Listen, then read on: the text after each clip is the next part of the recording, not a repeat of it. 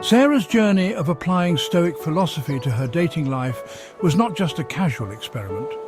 It was a profound exploration of self-awareness and resilience. She sought to understand how ancient wisdom could guide her through the modern complexities of relationships.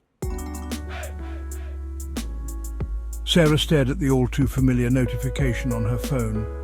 "It's not you, it's me. Dating app message number 47, rejection number 32. But this time was different.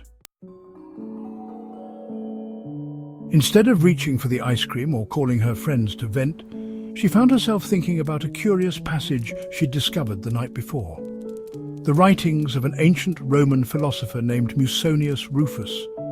Known as the Roman Socrates, Musonius had written extensively about love and relationships in a time that felt both impossibly distant and strikingly familiar to our own.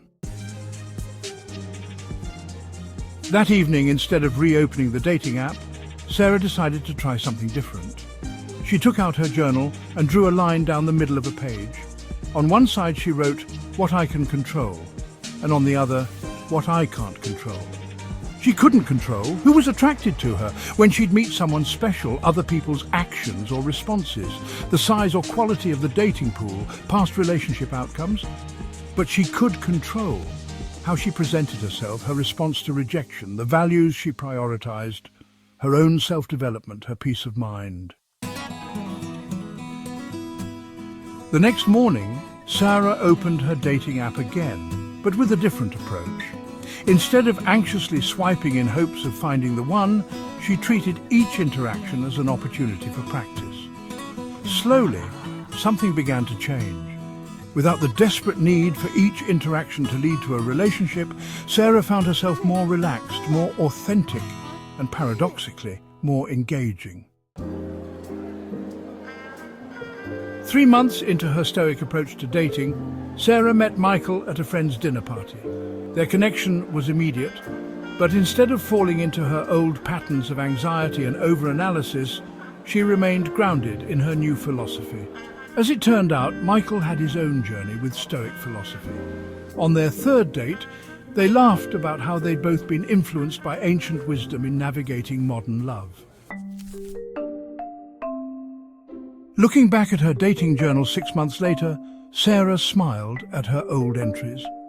The transformation wasn't about finding the perfect relationship. It was about finding peace in the process of discovery. She wrote one final entry.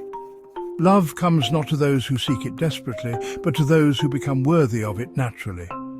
The Stoics knew this 2,000 years ago. The greatest power we have is not in controlling our romantic destiny, but in embracing our path to it, whatever form it takes. Sarah closed her journal and looked out her window at the bustling city below. Couples walked past, some just beginning their stories, others deep into them, all part of the same eternal dance that Musonius had observed in his Roman Forum.